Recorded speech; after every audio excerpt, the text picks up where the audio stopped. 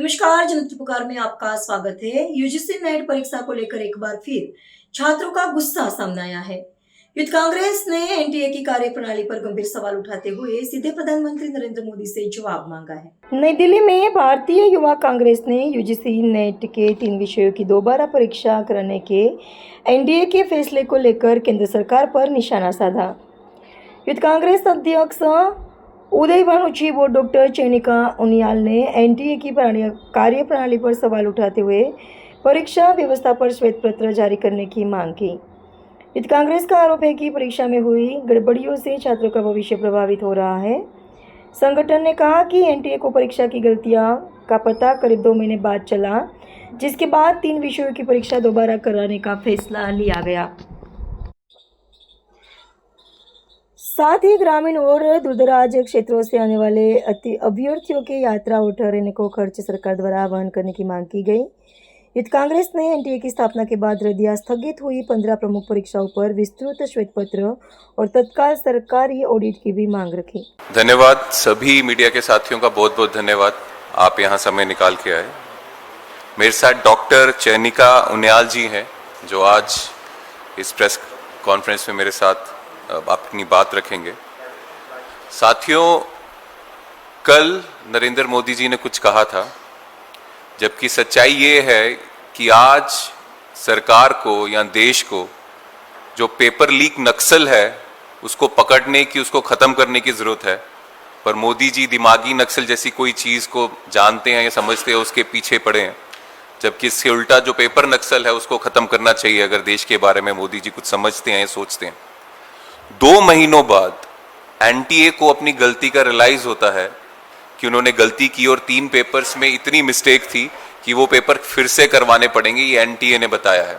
लेकिन ये गलती जानने के बाद, मानने के बाद बताने के लिए 2 महीने एनटीए को लग गए। तो क्या हम ऐसा नहीं सोचें कि हो सकता है ऐसी और भी गलतियां हो जो एनटीए ने की हो पेपर लीक के मसले में, या कुछ टेक्निकल मिस्टेक्स, या जिससे देश के युवाओं का, देश के छात्रों के भविष्य खतरे में जाएगा। ऐसी और भी गलतियां होंगी, लेकिन एनटीए बीजेपी सरकार ये इंस्टॉलमेंट्स में हमारे सामने लाना चाहती है ताकि जेनजी का गुस्सा जो है वो मोदी जी पर और ना आए, अमित शाह पे और ना आए। इससे बचने का ये प्रयास तो नहीं है। और जितनी ज्यादा मिस्टेक्स ये कर रहे हैं उतना ज्यादा गुस्सा जो है जेनजी को आ रहा है, और जेनजी से गुस्से से बचने के लिए ये सारा खेल हो रहा है।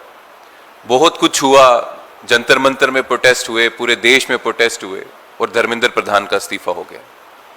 पर देश के नेता विपक्ष राहुल गांधी जी स्टार्टिंग से कह रहे थे कि धर्मेंद्र प्रधान पहला कदम है, आखिरी नहीं। एक धर्मेंद्र प्रधान गया, एक धर्मेंद्र प्रधान निपटा, दूसरा धर्मेंद्र प्रधान आ जाएगा, और वही हम देख रहे हैं। फिर से री एग्जाम हो रहे हैं। हमें चाहिए पूरे एजुकेशन सिस्टम में अकाउंटेबिलिटी। जब तक पूरा एजुकेशन सिस्टम अकाउंटेबल नहीं बनेगा, जब तक एजुकेशन रिफॉर्म्स नहीं होंगे, तब तक कोई भी पेपर लीक के खिलाफ आप लॉ ले आओ या कुछ भी कर लो, ऐसी चीजें होती रहेंगी। जो कल एनटीए ने भी बताया कि फिर से री एग्जाम हो रहे हैं और इतना कैजुअल बिहेवियर होता रहेगा। लेकिन अगर हम एजुकेशन सिस्टम की अकाउंटेबिलिटी मांग भी रहे हैं, साथियों से किनसे मांग रहे हैं? उनसे जो 20 दिन पार्लियामेंट में नहीं आए अपनी अकाउंटेबिलिटी से भागते हुए। जब पूरा देश का युवा, पूरा देश के नेता विपक्ष अमित शाह और नरेंद्र मोदी जी से अकाउंटेबिलिटी मांग रहे थे कि छात्रों के ऊपर अत्याचार, वायलेंस क्यों हुआ, सदन में आइए, पार्लियामेंट में आइए और ये बात रखिए। लेकिन चाहे नरेंद्र मोदी हो, चाहे अमित शाह हो, अपनी अकाउंटेबिलिटी से भागकर 1 मिनट के लिए भी उनकी हिम्मत नहीं हुई कि पार्लियामेंट में आए। तो वो लोग जो खुद अपने काम के लिए या अपने लिए अकाउंटेबल नहीं है, उनसे हम ये उपेक्षा कैसे करें कि देश के एजुकेशन सिस्टम को वो अकाउंटेबल बना देंगे? साथियों, ये इनके बस का नहीं है।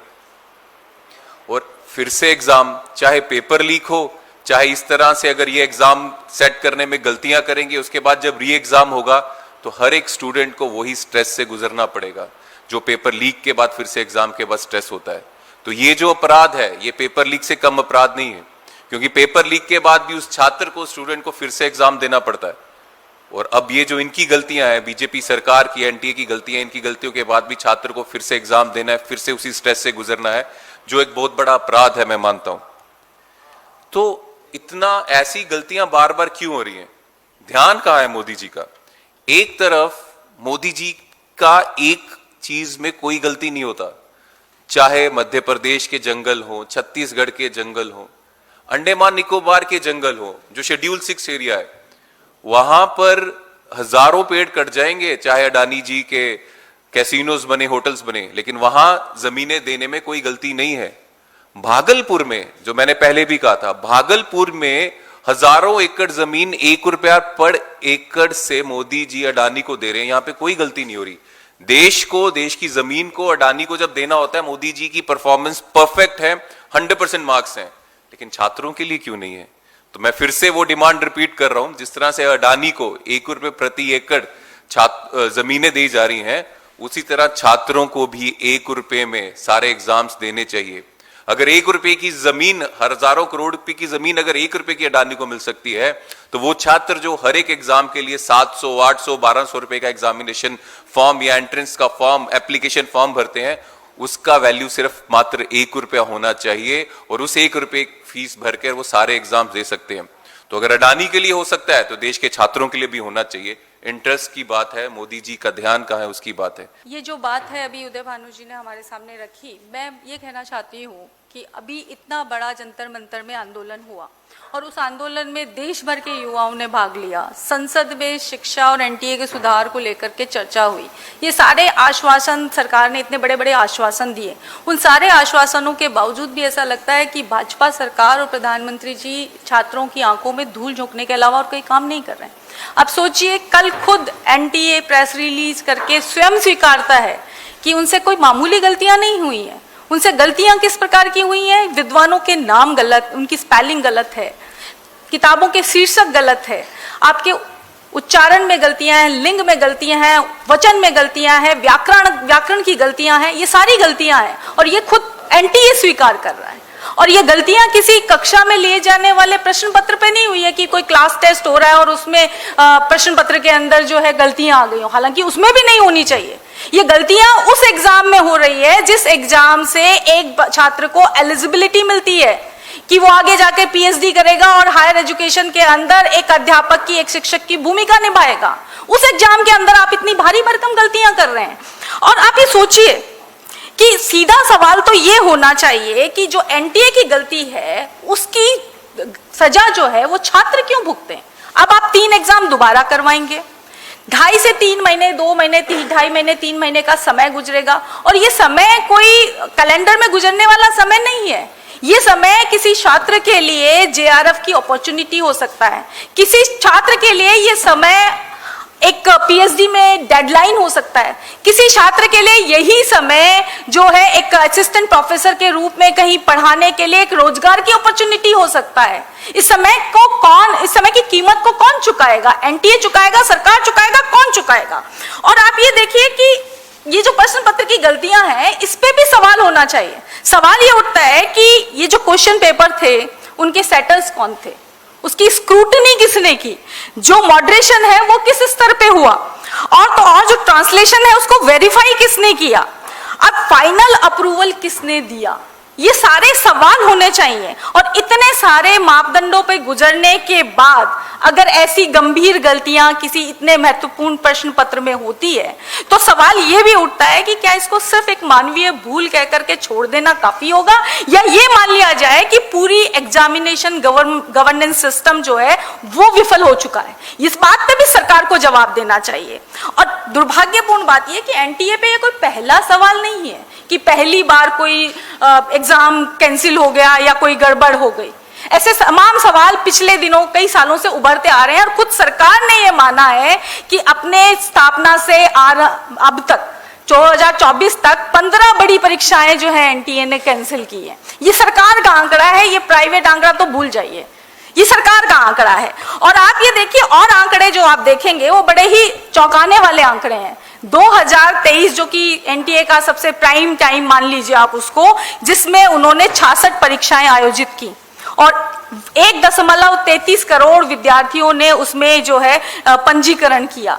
लेकिन 2024 तक आते आते परीक्षाएं घटकर सिर्फ 29 रह जाती हैं और छात्रों के पंजीकरण की संख्या भी 85.78 लाख रह जाती है। क्या ये आंकड़े ये नहीं बताते कि सरकार की इस व्यवस्था पर छात्रों का भरोसा कम हुआ है? क्या ये आंकड़े ये नहीं बताते कि एनटीए जो है खुद अपनी परीक्षाएं कराने की जो क्षमता है उस पर खुद सवाल खड़े कर रहा है? और आप ये देखिए कि सीयूटी यूजी जैसी परीक्षाएं भी इनको हाइब्रिड मोड में करानी पड़ी। तो मेरा यहाँ पे सवाल यही है कि शिक्षा मंत्रालय को ये समझना होगा कि ये सिर्फ प्रश्न पत्र और उत्तर पुस्तिका का मामला नहीं है, ये लाखों परिवारों के सपने जुड़े हुए होते हैं। आप ये सोचिए, एक एग्जाम देने के लिए जब छात्र निकलता है तो वो अपने बस का या ट्रेन का किराया भाड़ा देता है, जहाँ जाता है वहाँ रहता भी है, कोचिंग का भी खर्चा होता है, पूरी एक अर्थव्यवस्था उस छात्र के साथ में जुड़ी होती है। और भावनात्मक जो शोषण है वो तो एक अलग है, अगर आपकी वही परीक्षा रद्द हो जाए तो आर्थिक नुकसान के साथ साथ आप भावनात्मक नुकसान भी कर रहे हैं। तो मेरा सवाल जो है इस मंच से यही है, पहला कि ये जो 3 परीक्षाएं रद्द हुई जिनमें गंभीर आपने त्रुटियां पाई हैं, तो क्या उन अधिकारियों के और विशेषज्ञों की जवाबदेही आप तय करने जा रहे हो? क्या आप उन लोगों का नाम सार्वजनिक करने जा रहे हो जिन्होंने इतने जो है बढ़िया क्वेश्चन पेपर, कहूंगी मैं, इतने अच्छे क्वेश्चन पेपर की जिनको आपको रद्द करना पड़ रहा है वो बनाए? क्या उनके नाम आप सार्वजनिक करेंगे? उन पे होने वाली कार्यवाही को सार्वजनिक करेंगे? और सबसे बड़ी चीज, जो बच्चे दोबारा परीक्षा देने जाएंगे, आपने ये तो कह दिया कि हम परीक्षा शुल्क नहीं लेंगे, लेकिन परीक्षा देने जाने के लिए भी खर्चा लगता है।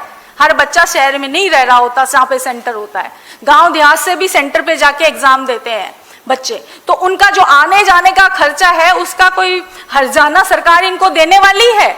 ये भी सरकार को बताना चाहिए। और चौथा, जिन बच्चों का इस देरी की वजह से पीएचडी एडमिशन या जेआरएफ वगैरह में डेडलाइन गुजरी है, तो उनको क्या कंपनसेशन देगी सरकार? और सबसे बड़ी चीज जो कि सबसे महत्वपूर्ण बात है कि एनटीए द्वारा जितनी भी पिछले सालों में उसके स्थापना से लेके अब तक जितनी भी परीक्षाएं रद्द हुई हैं या स्थगित हुई हैं या दोबारा आयोजित हुई हैं, क्या इन सब पर एक व्हाइट पेपर देने का क्या कहते हैं काम सरकार करेगी? ये अपने आप में एक सवाल हमारे सरकार से रहेंगे। और सबसे बड़ी चीज कि इस पूरी एनटीए पे कोई भी ऑडिट नहीं होती है।